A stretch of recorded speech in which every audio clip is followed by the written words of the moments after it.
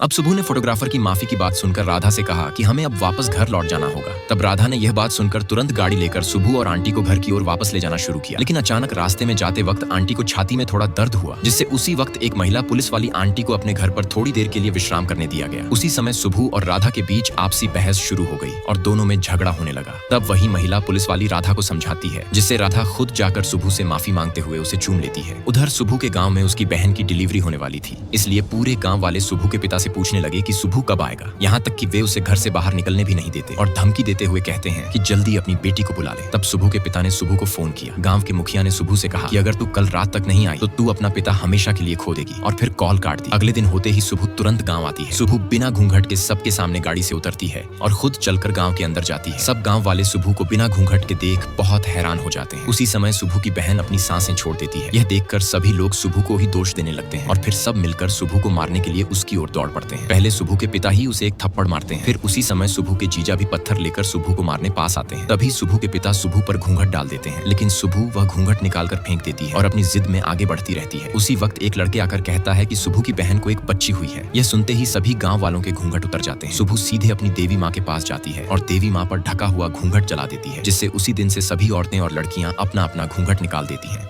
Next part के लिए like और कमेंट करें।